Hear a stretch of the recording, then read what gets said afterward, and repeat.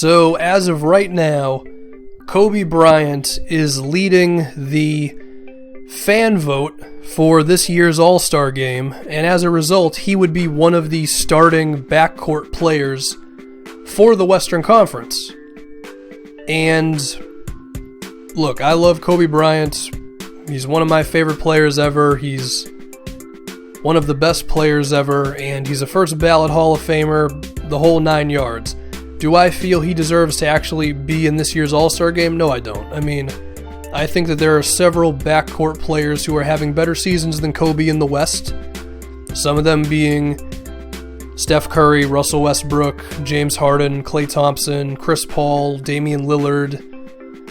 I mean, guys like that, okay? But because of the fan voting, Kobe gets to be in the game anyway. And I think as a result of this, we have to kind of question, is the fan voting a legitimate thing? Should it actually exist, or should the coaches or the players or whoever, should they actually be the ones determining who should appear in the All-Star game? Well, the main thing that I look at is Hall of Fame criteria, because I'm sure you've seen it before where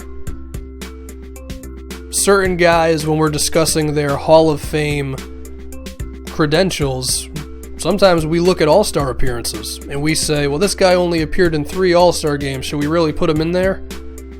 Well, if we're going to use that as a Hall of Fame bid, we should probably take the voting a bit more seriously, don't you think?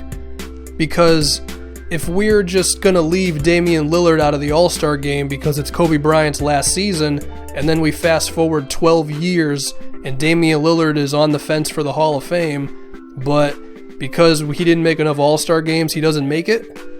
Well, that's not fair. He had a better season than Kobe Bryant, but y'all voted him in just because it was Kobe's last season. You see what I'm saying? I think other examples of this soon will be Shawn Marion, Amari Stoudemire. If we're going to look at All-Star appearances as a Hall of Fame criteria, then Kobe Bryant can't be in the All-Star game this year. He just can't be. In fact, just recently I saw a headline that read, 6-time All-Star Yao Ming has been added to the 2016 Hall of Fame ballot. It said it literally in the headline, 6-time All-Star Yao Ming. Well, then what the hell? But at the same time, there is a flip side to this, which is you could just remove All-Star appearances from the Hall of Fame bid, and if that's the case, alright, then throw Kobe Bryant in there all you want. So, I guess it depends on what side of the coin you really find yourself on, which is, do you use All-Star appearances as an actual criteria for the Hall of Fame? Because if you do, then you can't vote Kobe Bryant into the All-Star game. But if you don't really care about All-Star appearances and you just look at the fact that Shawn Marion was, Shawn Marion in a vacuum, well, then, okay, I guess you could throw Kobe in there. Like, I remember a couple months ago I saw Vince Carter's Hall of Fame bid. His All-Star appearances were right there. So yeah, I think you can get what I'm going at by now. So, that's it. I think one of two things. Either get rid of the fan voting or stop making All-Star appearances an actual thing for the Hall of Fame. Now, this being said, do I think you could still have fans vote on the All-Star game? Maybe like the 12th guy.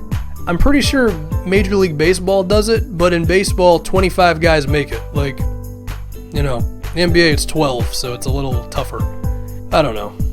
But that's going to do it. Leave me your opinion on whatever the hell I was talking about in this video, and I'm done.